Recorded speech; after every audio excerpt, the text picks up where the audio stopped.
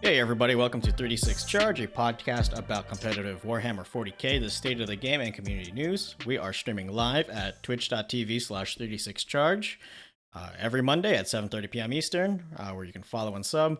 We're also back on Spotify and iTunes. I decided to finally pony up the bills for podcast hosting again. This is episode 42, Bad Attitudes in Wargaming. I'm your host, Chris Vo, and joining me today is Kevin Lieb. Howdy, howdy. And Benjamin Rubenstein. Hello. All right, so before we dive into our topic tonight, what do you guys think about all of the Warhammer Fest drops? I mean, Warhammer Fest is always a neat time. You kind of always keep your fingers crossed for something to come out for an army that you play. And in this case, Custom Sisters reveals. So that's kind of exciting for me personally. And in general, the models were there. You could definitely see that they're taking advantage of some of the things that they can do with the new model printing technology that they have, where the models are getting pretty wild, especially some of the flying models are just really different from what we've seen so far. Yeah, I think the new orcs, the beast snaggers, look amazing. I especially love the one grot on the squig that's just holding on to by the squig's eyelids. I think GW's like modeling game is the best in the business by far. For sure. Agree. Wait, Kyle. Is that the Unisquig? Yeah, the Unisquig. Yeah. Yeah, the unicycle squig. Yeah. All right. It almost makes me want to play orcs. I know orc players are gonna be very happy. Zero interest in any rules. Zero interest in if you own the armies already, or don't factor that in. What was your favorite model or game system? What was your favorite model that was revealed? Honestly, I love the squig rider with like that giant head plate on it. The smash. I think they're called Smasher Squigs. I think so. I think it just I think this is everything that snakebite orcs were supposed to be in previous editions. Yeah. For me, back and forth. I have two different models I can go for, but I think I'll probably go with the. You kind of can just lump them together, but the fish and the crab from the Idnith Deepkin warbands, because Idnith Deepkin kind of come down to like the current model line is like elf riding medium-sized fish, elf riding large fish, elf riding monster, and they have these really cool. If you ever built the models, and I played Idnith for a while, they have these like really cool like fish that go on their bases, and they give you tons and tons of like ocean floor sea life crabs and fish and squid and all that stuff that like go on models or go on bases. Some of it has rules, some of it's just like decorative, but like I don't know, you could really imagine that a faction like that would have like trained fish that would like fight for them. And in fact, some of them, like a lot of the spellcasters and stuff, have like an animal companion, quote unquote, but the animal companion is just like a shooting attack or a melee attack, and that was a little uninteresting as far as like a rule is concerned. And now we just have like it's a fish, it's its own unit, and that's cool. I'm unfortunately sold my Idnith army at this point, but if there was like more of an opportunity to field like just the like sort of trained fish or trained crabs, as it were, that definitely I think would have given the model line more interest to me. Yeah, I had totally somehow glossed over the fact that a giant crab is a model now, so I would like to change my answer to the giant crab. It's not that giant. It's like knee height. It's not small. That's a big crab. It is a big crab. All right, fair enough. It's not giant in like AOS standards, where like giant could mean like it could step on you and you die. But yeah, it is certainly larger than a actual crabs in real life. I've really enjoyed some of the memes related to it, where it's like GW, and then it shows an image of the crabs like, I am Games Workshop now. For me, it's the new Spear and Shield Stormcast. I think the thinned down Stormcast look is like really clean. Having been someone who's painted a lot of Liberators, I just think the design like somehow smaller is more intimidating. I feel like they could actually like get at me, especially if the Spear and Shield just looks way more realistic. Yeah, Yeah. I think GW finally figured out what, Stormcast are supposed to look like, so I think these Sigmaris Marines look pretty dope. So don't get me wrong. Blah, blah, blah. They still have the handsome Squidward face. I mean, they're supposed to be handsome Squidward. Oh man. I also really like that angel model in the background, but they can always do a cool centerpiece model. That the fact that I'm like actually liking a basic trooper is like pretty crazy. Yeah. For sure. Um, Can I take a second to talk about the model that has the internet up in arms one way or another, the Pope? The Pope? Yeah, the leader of the Adeptus Sororitas. Oh yeah, she's functionally the Pope. She is the leader of the Church of the Ecclesiarchy of the Emperor. She's also a Lord of Terra. People really don't like this model. Like, I hate this visually.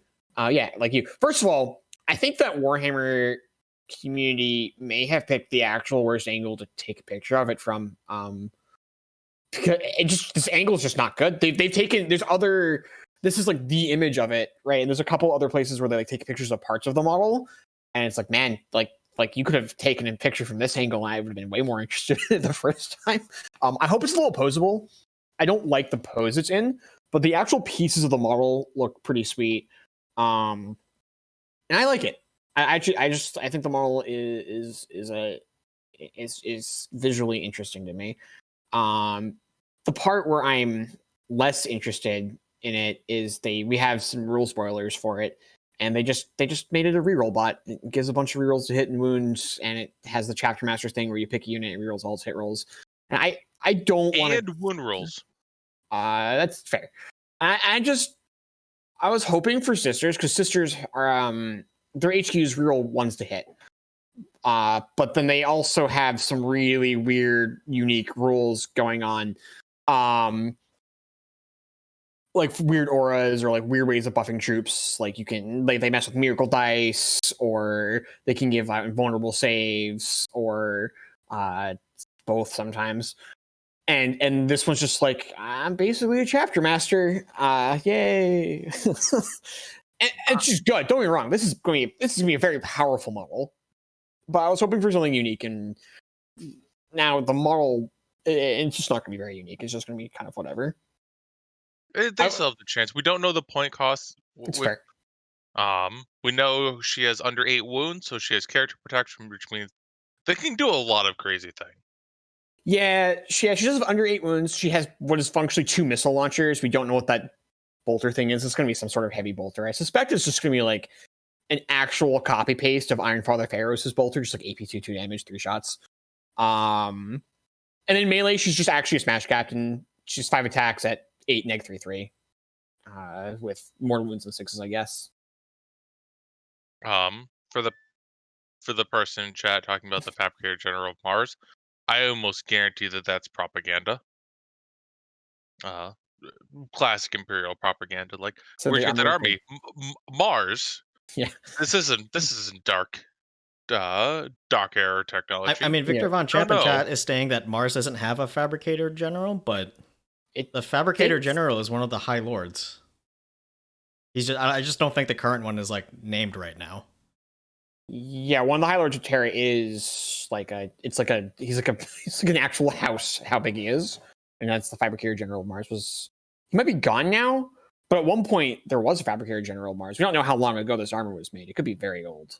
I mean, there always has been a fabricator. It's just the head honcho of Mars. It's just the most like senior Magos. Could be wrong there, though. I didn't look super deep into the lore. Kevin and I were kind of joking about her because the other big sisters model is the Triumph of St. Catherine. And for those of you who don't know, the Triumph of St. Catherine has 18 wounds, but pretends like it only has 9 when it's trying to hide behind terrain. So it's this like huge, tall thing, but it can hide behind buildings. We're like, oh, they're just going to do the same thing for her. They're going to give her 18 wounds and just give her character protection. It makes sense that the Triumph of St. Catherine... They gave her 8 wounds, which is character protection, but then all damage she takes is halved, and she has a 4 if you only can against mortal wounds. So she's like basically got 16 wounds, but can hide behind characters. This model's going to be very hard to remove. But yeah, I think in the end, I like the fish more, but I don't hate this model as much as like apparently the entire internet does, because my goodness, people are not happy about it. The internet is mad at things. Tell me more. I don't hate it within 40k. It does run into the issue of like, where's your helmet? Why'd you expose the arms and head even with the helmet in the front? Like, why? Practically speaking, it's a little silly, but like most armor in 40k is completely impractical, so like whatever. Yeah, That's I mean, like, have you looked at like the Talons of Horus and how? Yeah, it's like we go back to like, why do all your squad leaders not wear helmets? Like, if I'm a sniper, like, who do you shoot at? The guys who aren't protecting their heads. Also, they're the most important guys anyway. A lot of things don't make sense in 40k. Something. It's supposed to have excellent force fields. I don't know. Look, the point is, it looks cool, so that's why it is. Yeah, I think that's basically the long and short plausible. of any decision in 40k. And if it's not, I'm sure it'll be. You can do something when you're building it to make it reasonably posable. I'm also glad, by the way, that they didn't go completely over the top with its melee profile. Like, it's good at melee. It's a smash captain, but it's nothing more than a smash captain. And it's not like a Blood Angel smash captain. Like, it's got 5 attacks, and that's it. It's not a. I'm glad that we are going to see like like we're like drawing the line. Like, all right, Gilman gets to be like this heinous melee monster with his, ridiculous number of attacks and lots of rerolls. I know that there's people that go even higher than he does, but like they're just capping her at a Thunderhammer, and you can get generic characters to hit harder than her in melee, and I think that's good because I'm getting a little tired of the 40k trope of like every person who's in charge of an army is also like the best melee beast stick that ever hit people.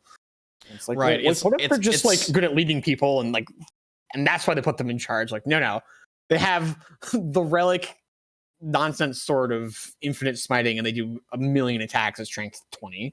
See, this is why I like our soccer Creed, because he's just like a bald fat dude. So the Imperium doesn't like to admit it, but they're really just doing orc strategy. They put all the leaders in a room, and the person who's the biggest is actually the leader. You're not wrong.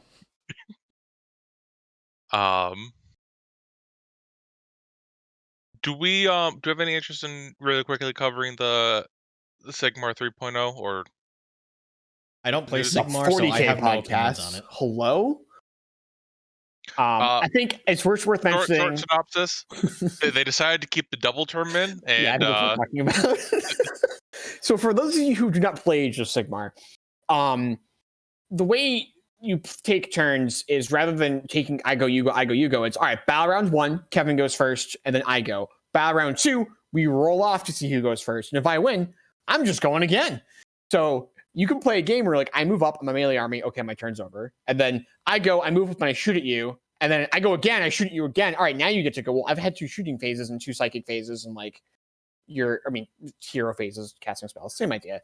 And you just like lost the game. And it's not a great game design.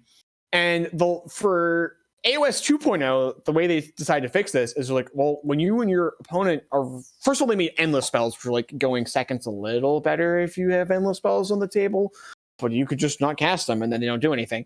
And then the other thing was, well, on a tie, there's no double turn.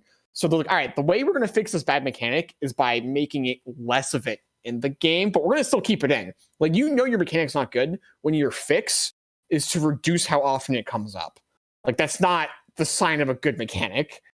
And then 3.0, the first thing they said about the rules, they're like, all right, we've done some more work on the double turn. Like, why is it still there? I know a lot of people who, when they play AOS, they just don't play with the double turn because the game is kind of neat, but the double turn is just soul crushing, and the game times often ends when someone takes 2 turns in a row, like regardless of where it's happening. And It's mind-boggling to me that they kept it in the game. And they kind of took it a step further. They said they're introducing mechanics that make it so if you go second in the battle round, you get rewarded. So the idea is that like, if you do get double turned, at least you're getting like some kind of benefit for it. Um, the the problem is that means that uh going second in the battle round has like a core advantage. Like they're building that into the game, so you can't even choose to ignore the rule if you want to. It's like even more ingrained in the rule system that you need to have the double turn mechanic in it. It is probably worth noting that neither Kevin nor I play Age of Sigmar competitively. I don't think you can as long as the double turn's still a thing. I know people who play it competitively. I don't know if it's a well-balanced game, but like people play the game competitively. And I don't know. I can't imagine that.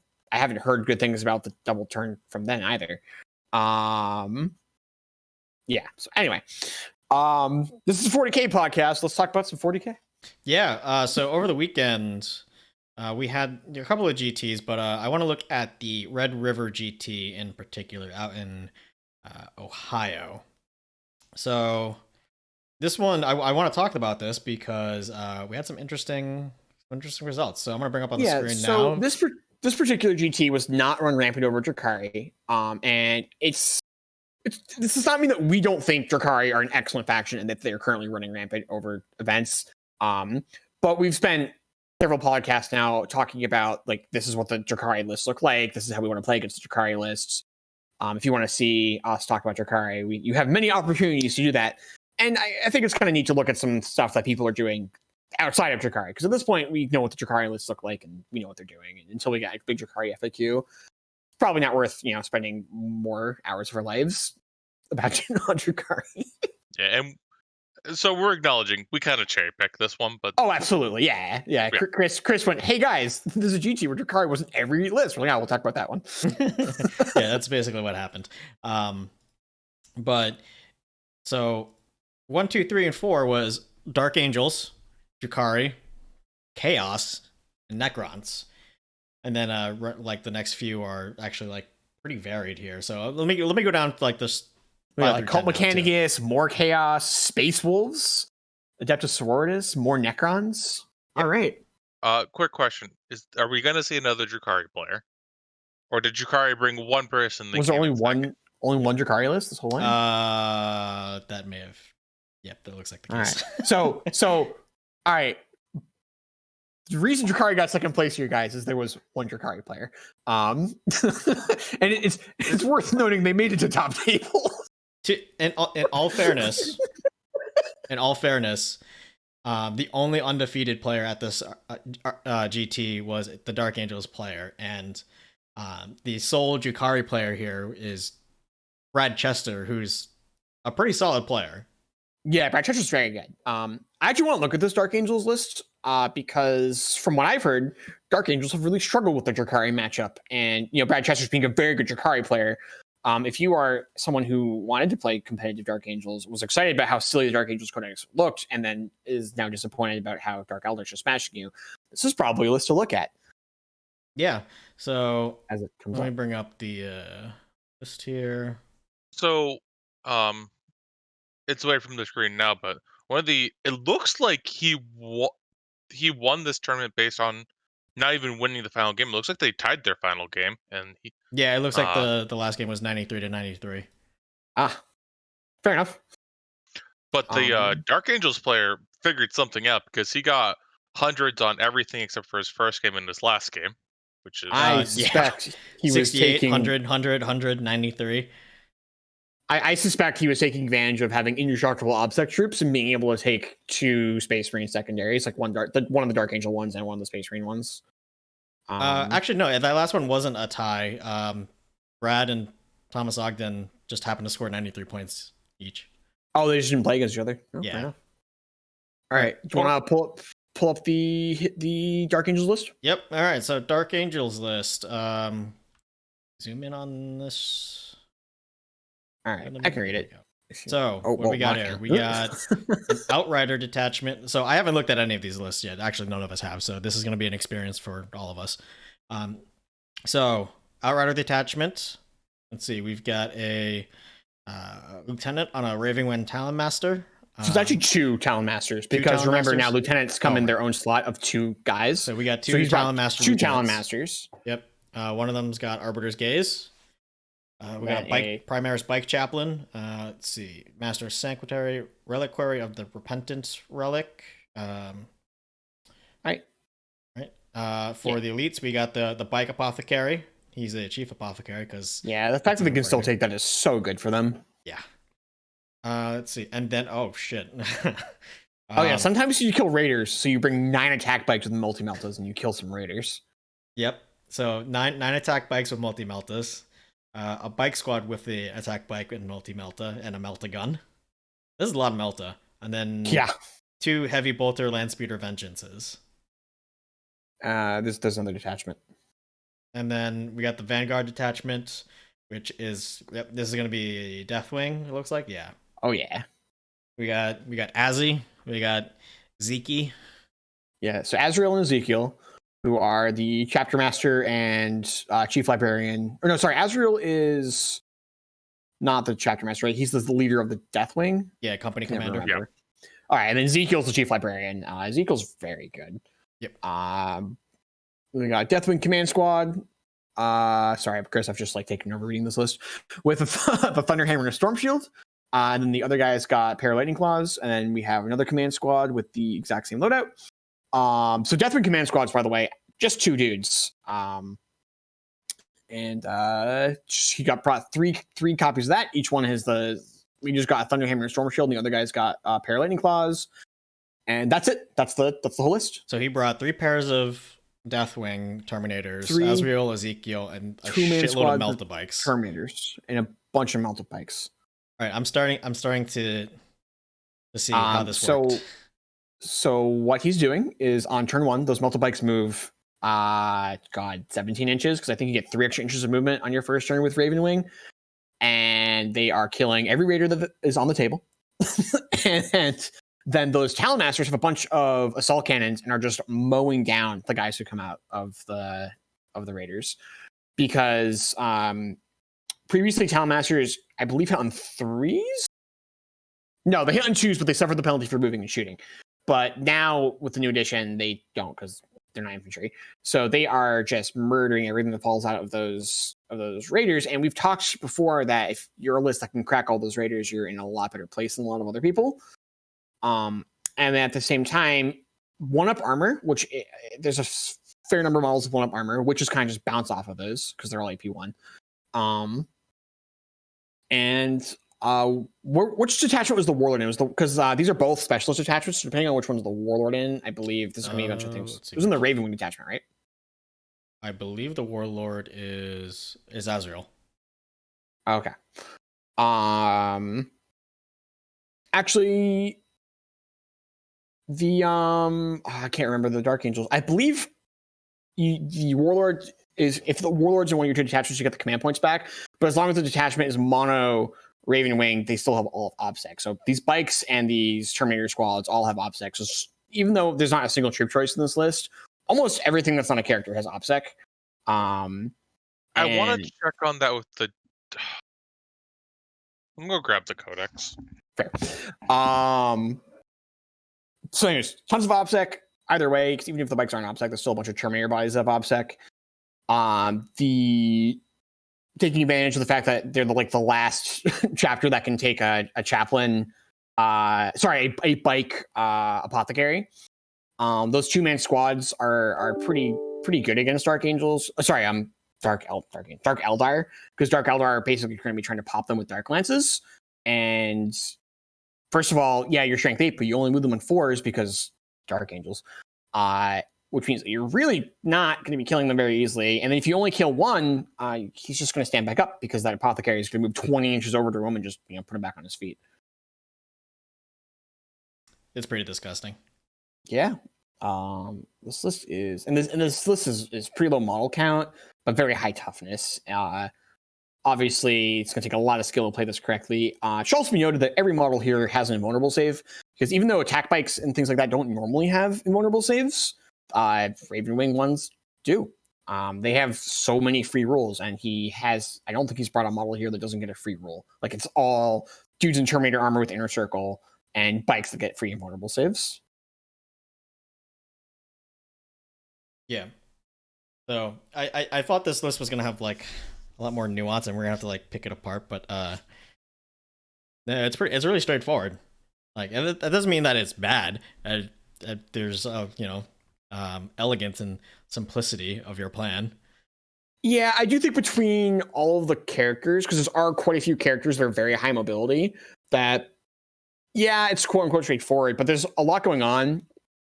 You have so much range of motion, a lot of your models, that you have really a very wide range of options when you're taking your turns, especially your movement phase, which is a lot of players know is like the most powerful phase.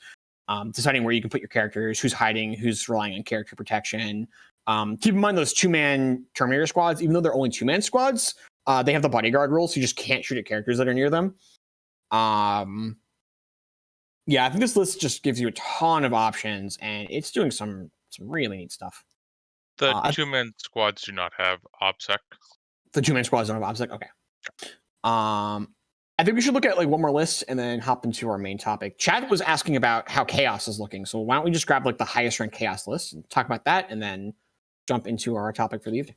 Yeah, so let me check. It looks like the 3rd and 5th place player had the same Chaos list, which gives it credence. I just want confirmation on that, though. Let me check. Let's check that real quick. It was the same team. Both said Chaos. I would assume that they were on the same list. Or similar, at least. One's actually a soup list. Okay. Let's look at the guy in 3rd place. Let's look at the Chaos list that... All right, guy in 3rd place. So, why don't we actually name him?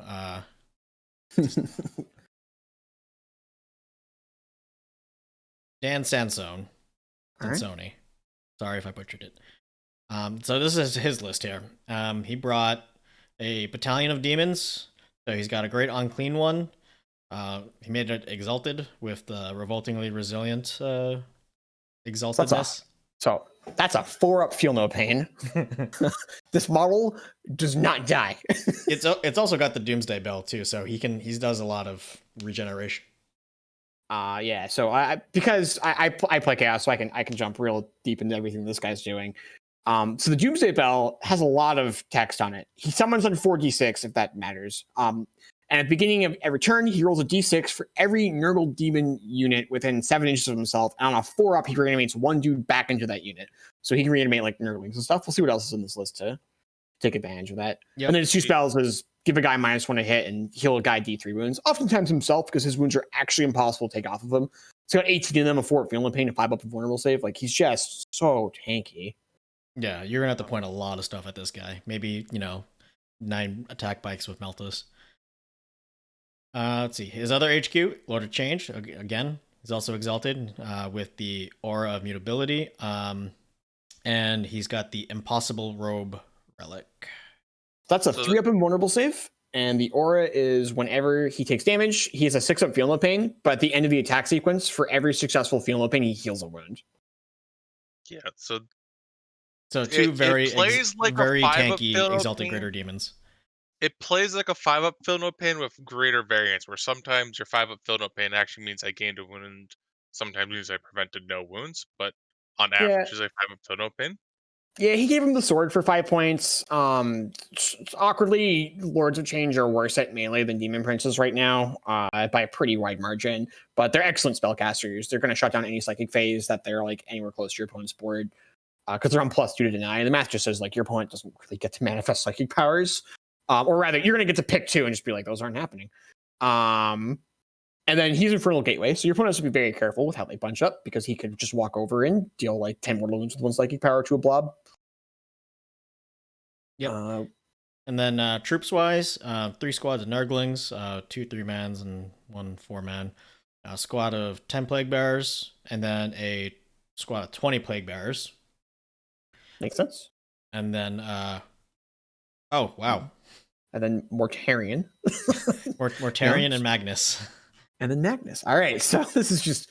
Oh, what are the powers of Magnus? Out of curiosity. And Glamour of Mortarion. Tzeentch, Warp Time, Weaver of Fates. All right, cool. So That's remember when we said the fascinating. Great Unclean One was unkillable?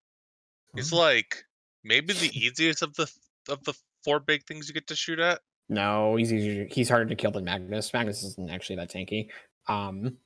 Unless he's getting those psychic powers off every turn. Like if Magnus misses the 3-up invulnerable save, he just goes down. It depends on what guns you have too. If you're firing anti-infantry guns at them, Magnus is squishier. If you're firing anti-tank guns, then the Great Unclean One's squishier. But if you're shooting like bolters or flesh the stupid Dark Eldar flamer gun, you'd much rather be pointing those at like Magnus. Anyway, though, all 3 of them are heinously tanky, and you probably just like don't get a chance to shoot at the Great Unclean One because his damage output is pitiful, and you don't have time to deal with that compared to like Mortarion and Magnus just like chopping you to pieces. Yeah. All right. What secondaries is this list taking? While we stand, we fight. Like, grind them down. Make the statement. It's like 1,500 points of this list is 4. So I probably wouldn't take engage on all fronts. Well, actually, with Nurglings, Maybe you would. There's a bunch of Nurglings and stuff, and just like, God, do you have time to kill 3 Nurglings if there's like a Magnus charging you? You might not. Yeah, that's a good point. What other secondaries would you take? I don't know. Yeah, while we stand, grind them down. And then a third one is kind of, I guess, a wild card. Yeah. Now I will say that I don't. Oh, go ahead. I don't understand how this is doing well into Drukhari. Oh, it's not. There was one Drukhari list in this event. I don't think they played each other either. Yeah, I was about to say that. I don't think that this is a good list for Drukhari. And it probably was only particularly successful because Drukhari wasn't very prevalent. I will say that Drukhari is only 6% of the meta, and against everything that's going to be Drukhari, they're going to be really sad when you put this down across from them. Like, I brought a bunch of autocannons. Like, cool, here's Mortarion, you're fucking dead. Like, you've no chance to kill Mortarion if you're, like, planning for killing your opponent. It was like, I brought 20 autocannons. Cool.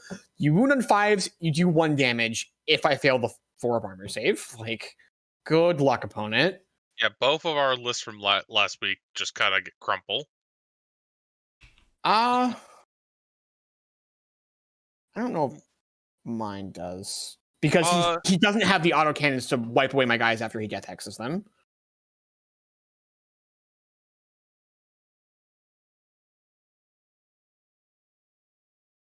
Doesn't his Plague Bearers just like beat up your Plague Bearers though? Plague Bearers have no damage output in melee. No, Plague Bearers and Plague Bearers is like we hit each other on 5s. We have 1 attack each. Like, even without invulnerable saves, we're just bouncing. Yeah, Plague Bearers don't. If you get all 30 of your Plague Bearers into melee with mine somehow, you make your 30 attacks, you hit me 10 times, you wound me 7, I lose 5 after Feel No Pains if I've lost my invulnerable. Like, it's nothing dies. It's really pitiful. Yeah, it's not great. And then going back the other way, if I make him lose his invulnerable save, I can summon flamers and just annihilate them. But anyway, I do think, generally speaking, that this list is kind of good against everything but the Drukhari that people are playing. So if you're okay just being like, Drukhari are a complete nonsense matchup, and I don't want to have to think about trying to beat them right now, and just accept that you lose to that matchup, like, this is a reasonable list to bring. We've seen Smash Bros doing fine pre-Drukhari, and I think with people rotating to beat Drukhari, if you're like, I'm okay getting top 8 and not, top 2, you will probably beat the vast majority of your non-Drukhari opponents with this list if you know what you're doing. or Yeah. lists like it, a couple big chaos guys. And the other thing with a list like this, these cards lists are really fun to play. Like if you've never played like all the big chaos monsters, like that list is just a blast. It's great to just like have them parading around the table and then just having shit just bounce off of them. Yeah, for sure. All right. Mortarion has the rule he has to be a warlord if he's in your army, right? Like on his data sheet. No, I don't think so. But so he doesn't have that role, but he has 3 warlord traits that say you really, really want to make him your warlord. It's the Silent King that has that role. I believe I know Gilman got that rule.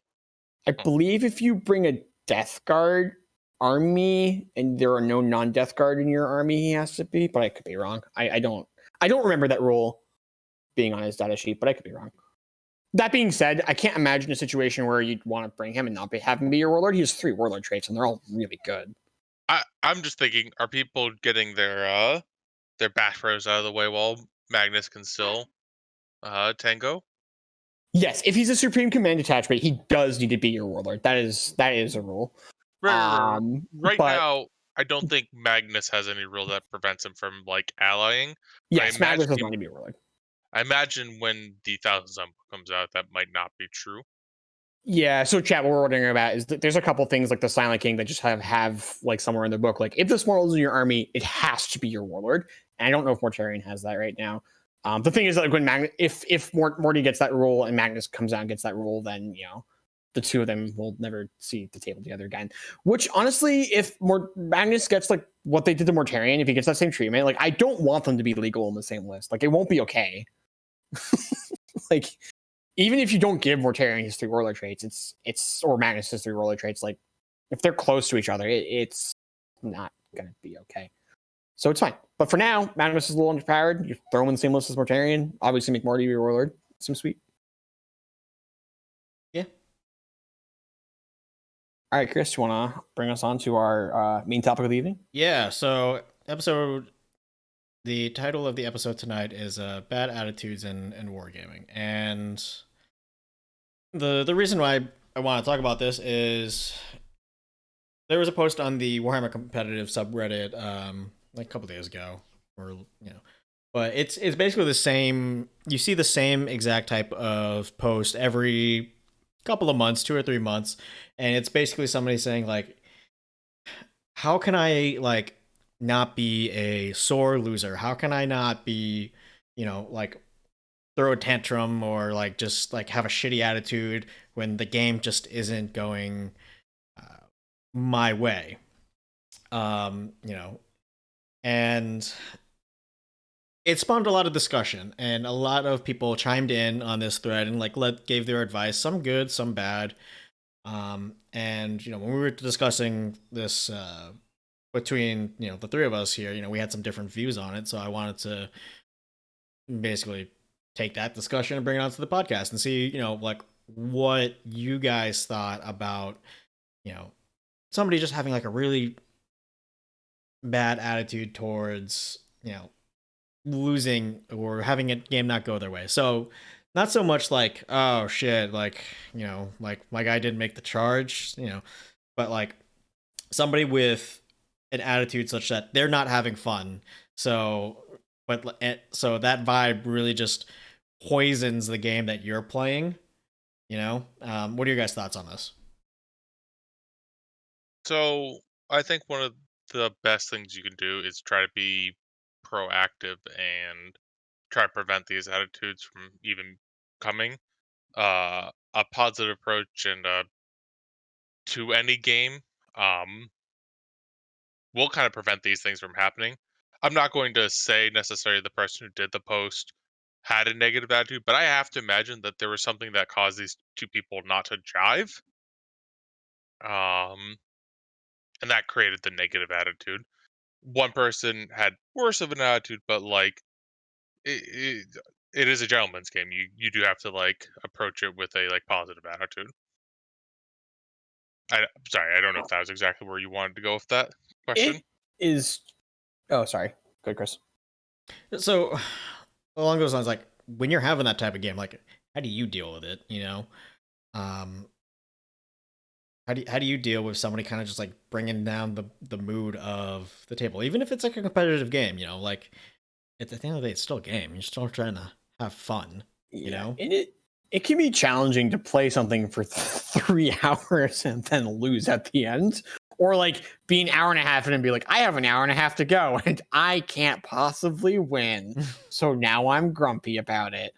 And it's all about oh goodness, I don't know where that sentence was going. I don't know what it's about. It's hard. I don't have like a cut and dry like this is the thing you do to like not be a sore loser. I've certainly struggled with it in the past, both like in 40K and outside of 40K. I'm not like ranting and raving at my opponent, but like certainly been upset at myself if I made a mistake, or I've certainly tried to blame dice, then come back and be like, no, I'm just like an idiot, and I'd like do something wrong.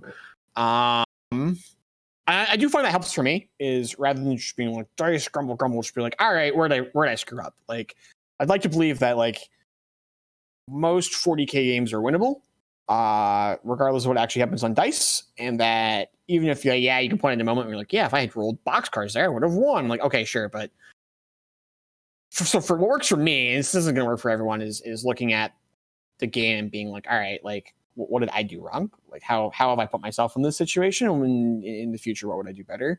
And then kind of going at it from like a growth mindset, which is of course, I'm a teacher. I go at most things with a growth mindset, but and that works for me. That doesn't work for everyone. Some people, it doesn't matter. Like for some people, it's not about learning a lesson from it and playing the best you can. Sometimes it's just like you were really emotionally invested in winning. I top people to G tier or something that's super fair. And it can be really hard. I'm rambling now. I'm gonna let you guys take over while I collect my thoughts. So 2 things. First off, is this a competitive game? And like That's fair. competitive might depend on person. Like for some people, a competitive game might be their like an RTT that they go to, or even just like a co-op game that they go to once a month. That might be the top end of competitive. So for them, that is a competitive game. If it is a competitive game, if it's not a competitive game, and I'm like playing against someone I don't normally play against, I have no shame in kind of just saying like, "Hey, you got this," and just walking away. Um, if you're just gonna like be upset that you played for an extra hour and a half, don't play for the extra hour and a half. Um, before you do that, make sure you have a conversation. Um, like explaining with your like, "Hey, I'm getting some really bad vibes," or you want to approach it in a way just like, "Hey, I'm not feeling super. I'm not really enjoying the game right now. I might just call it." Make sure you don't like, even if you do think it's the opponent's, the person you're playing against fault that you're not feeling well, you don't want to come off as just like I dislike you and creating like hostility that will last forever. You don't want to make a long term enemy. That's super fair. Yeah, for me, most of my casual games are either Crusade, teaching someone how to play, or like a random like smaller casual game. And for those all the advantage of in Crusade, if you're losing horribly, there's like sort of mini objectives that you can do to level up your characters, quote unquote, even if you're still losing. So I'm like, whatever, we'll just do that. So that's sort of a cop out, right? Like, yeah, I'm losing, but like that's still like a thing I can do to like help me. Teaching people to play, I mean, getting smashed there is fine. Like you should, like I want, I would like for them to have the experience of like, yeah, like this is what happens when you smash someone in the late game, and like this is how you capture. Like if you're playing a tournament and you want to get top table, like, and you're up on someone, like this is how you like really throttle them. Like how do you score all of the points? And it can be. I do enjoy helping people like learn the game like that. And then for like a more casual game, it really depends. For the most part, casual games, I'm bringing, more casual lists that I know are not as strong. I kind of go in not worrying about as much if I'm going to win or lose. So it's not a huge deal to me usually if I lose like a more casual game. The experience that I really dislike in a casual game is when I'm up and my opponent's not having fun. and they refuse to quit. And I've seen this so often where it's like, I really like playing this casual game. And it makes me, it's rough too, right? When casual game, because casual games are not bringing hyper competitive lists. My go-to casual army is like mono Zinch Demons. I love Zinch Demons. They're not super powerful. Like they're good. But a mono Zinch Demon army has some holes, specifically the entire combat phase. And Fear the chicken in melee. yeah, yeah, man, my 5 attacks hitting on 3 is like, woo, we're really getting there. And but sometimes dice happen, or a powerful, like, good psychic phase goes off. I get some like D6 damage smites, and all of a sudden my opponent's just like way on the back foot. Which isn't really the goal of a casual game, right? We're supposed to be trying to have like a reasonably close game, and also casual games we're very much kind of eyeballing each other's armies and going, these two things are probably close to each other, and sometimes we're right and sometimes we're really wrong.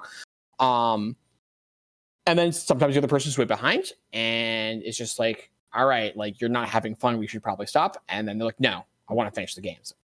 Okay, but like, this is kind of miserable for me. And I think what Kevin said is super important. Like, just be ready to, if you're just not having fun, just like talk to your opponent and be like, all right, I'm conceding, like, I'm not having fun. And I don't think, if you're not having fun, a reasonable chance your opponent's not having fun. People, fun is not zero sum. It's usually a community value. Like, either we're both having it, or like it's a bad time for both of us. It's unusual for one person to be having fun and the other person not be, unless someone's a psychopath, which happens. There are some crazy people who play this game. Yeah, but that's a corner case. Generally speaking, if someone's not having fun, no one's having fun. So like, just like, be aware of that, and just be willing to like call it. Talk about the game with your opponent. Be like, all right, what went wrong? If it was a casual game, did we like just build our armies to like not match up really? If it was a competitive game, talk about mistakes that were made. Like, the goal of a competitive game is usually to get better at the game. Like, you could do that more by talking to each other than by playing a game that is like either heinously lost or you're not having fun. Yeah, I will say, make sure it's not super exactly related to the question, but don't get trapped into a game. I know you're like, oh, you might be like, oh, I have a Tuesday free. Let me go down to the local game store, play against somebody. If you're finding out that person like maybe isn't the best opponent, and like you probably wouldn't want to play against them in the future, don't get trapped into this game. There are people who sometimes will just like use social conventions to get you trapped in a game that might not be the best use of your time. Don't get trapped. Yeah. You have the ability to say no. This doesn't come up super often, but just a recommendation.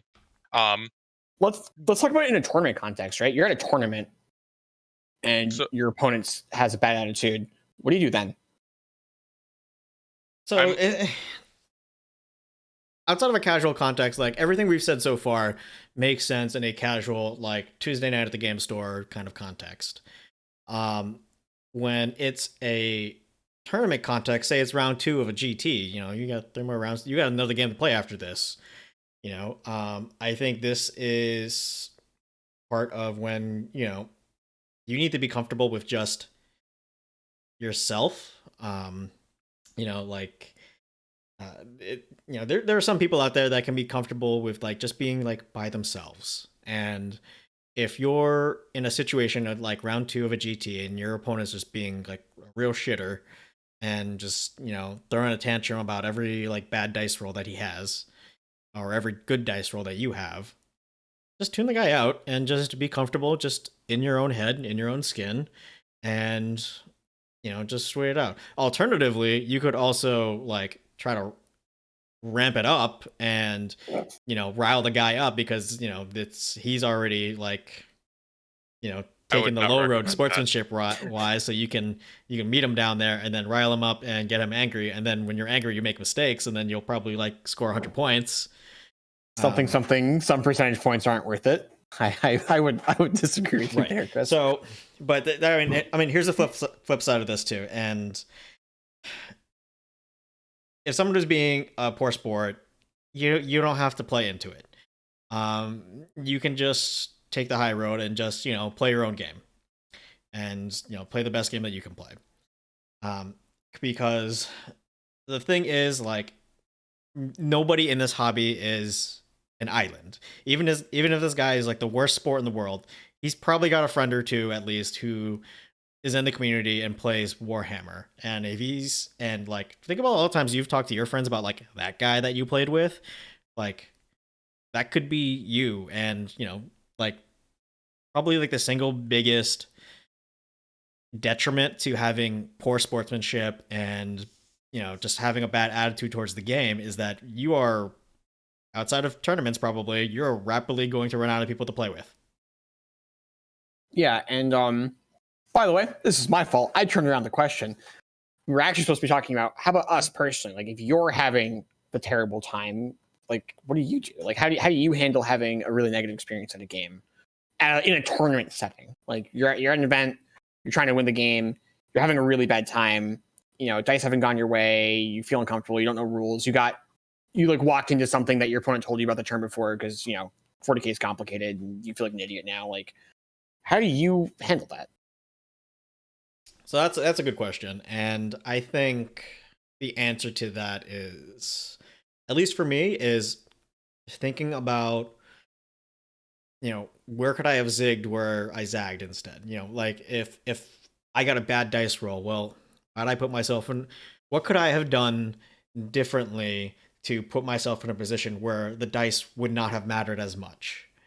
I like the difference between a a bad player and a good player in this game is being able to put yourself in positions where dice don't matter.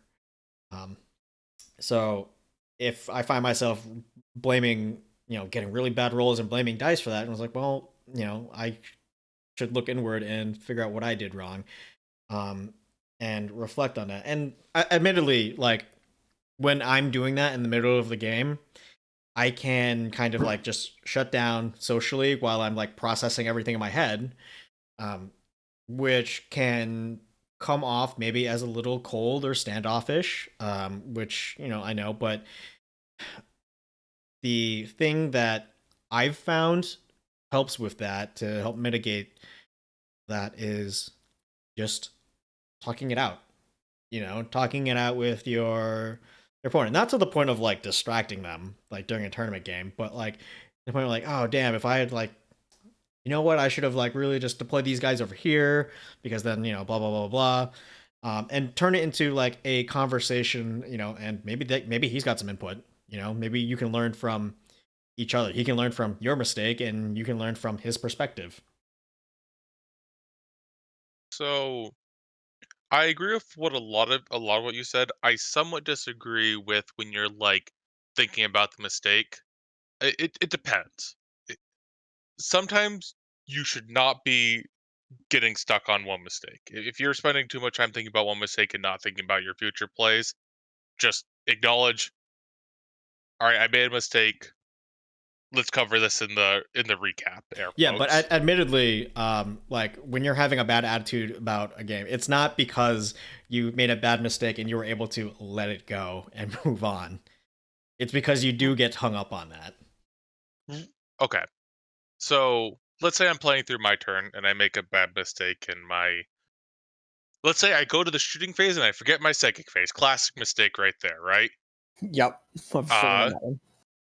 um, I'm gonna feel like an idiot, but I'm gonna have to like move past it, get through that shooting gate, get through that combat phase, and then I find my best time to reset is um I let my opponent go to the moving phase. I take go back like 5 steps away from the table, so I don't have to.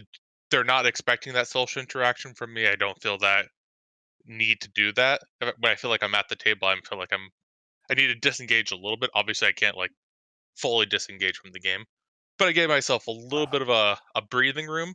Breathe through, breathe, think about what I'm doing in the game, what my next steps are.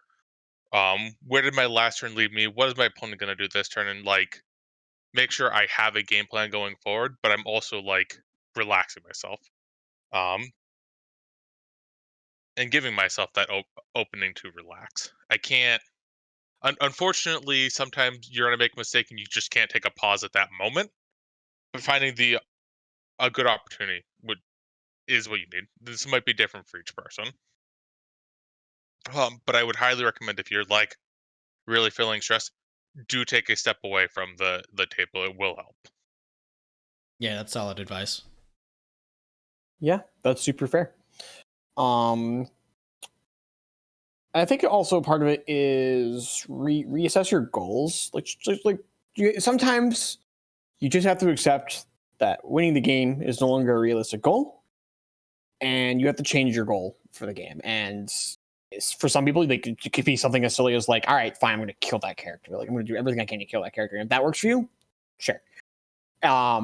It could be as simple as, all right, I'm going to go to loser's bracket. I want to bring as many points with me as possible. All right, so now I'm just going to focus on my secondaries. He's gotten all the primaries. I'm not going to bother trying to fight him. I'm just going to hold the one I return because I've thrown away too many resources on something else silly.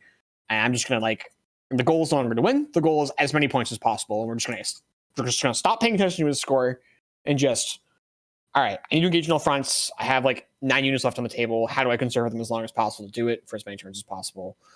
And sometimes the goal can be, all right, I want to learn. All right, I've never played against Drukhari before. I've obviously been heinously blown out by something that they just did. Let's just play the rest of the game, score as many points as possible. My goal is to learn, all right? I don't want to get smashed by Drukhari tricks again. Just going to pay super close attention to his abilities, the way things play, the way things feel. And I think reassessing your goal is one of the biggest things to stop your disappointment, because generally speaking, when we roll through a table in a tournament, our goal is to win, and it should be to win. Generally speaking, I don't think you should roll up to a table and have your goal to be to lose, even if your opponent's much better than you. If you're think it's a bad matchup for your army, do your best, try to win.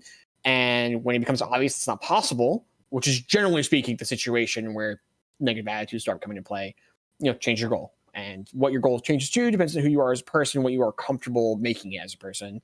I know lots of people who are just like, oh man, that psyker killed a bunch of guys. I'm just gonna throw my army at them. It's not good for me. Whatever. My whole army, they're going to that one dude, and once he dies, I'll concede and I'll be happy.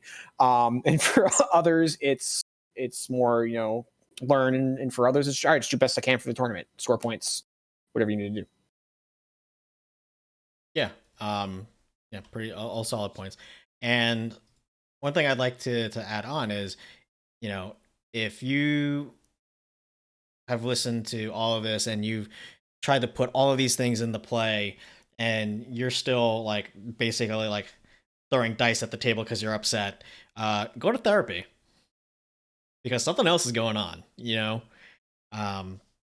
If something if a hobby is getting that much under your skin where you're throwing childlike temper tantrums, and you can't just take a step back, collect yourself, and really and remember that this is a game that we do for fun, and we spent a lot of money to have fun, and you can't shift your perspective, go to fucking therapy. I think everybody should go to therapy, so in general.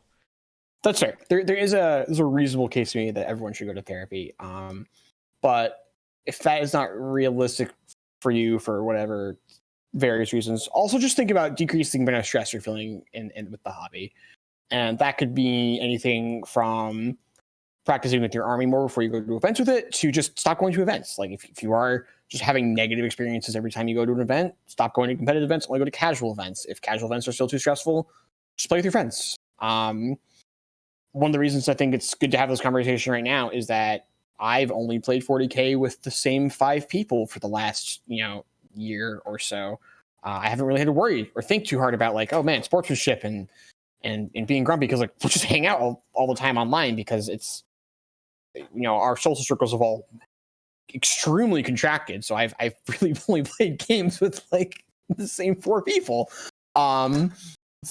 And many of whom are listeners. So, if you guys are in chat, thanks for putting up with me and playing games with me. Playing games with a stranger is a lot different. Oftentimes they're in an army you're not comfortable with. It's a different list that you don't know as much. And there's also the whole social thing. Some of us might be dusting off armies that we have not played with in a very long time.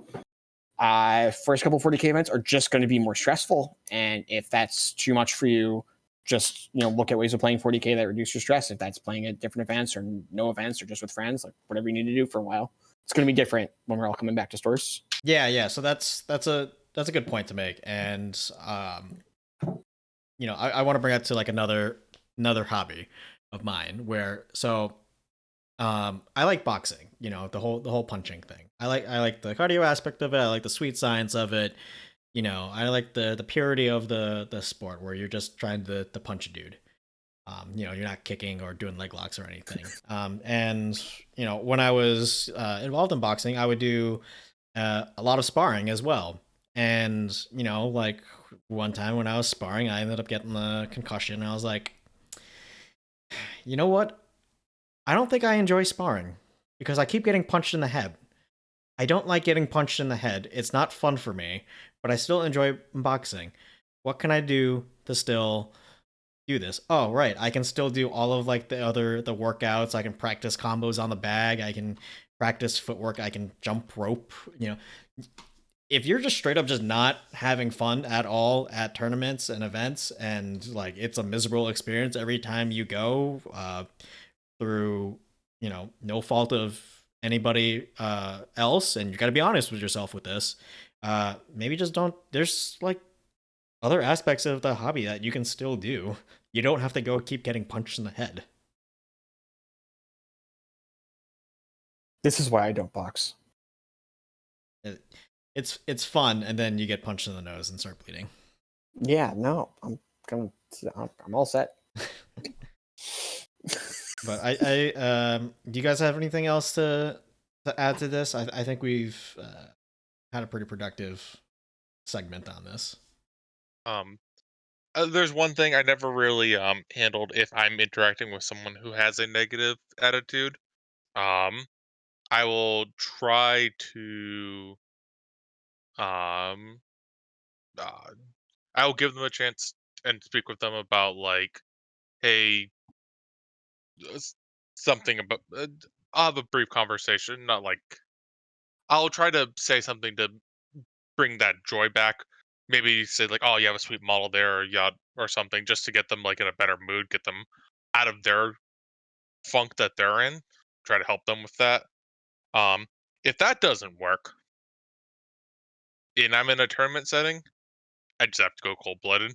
I just like have to like stop caring. I'm not exactly happy with that answer, but I found that if I like over worry about what an opponent is doing or how opponent is perceiving the game, I will sometimes mess up my own game. And unfortunately, I'm in a tournament setting and I can't afford that luxury for them.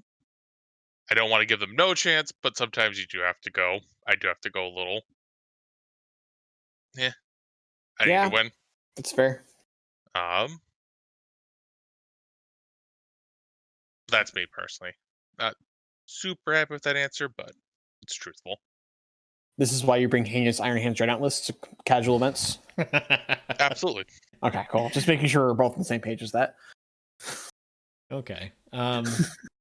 So I think that's going to be it for tonight's episode. Thank you everybody for listening to this week's show. I hope you enjoyed it. I'd like to thank our contributors for this episode, Kevin Lieb and Benjamin Rubenstein.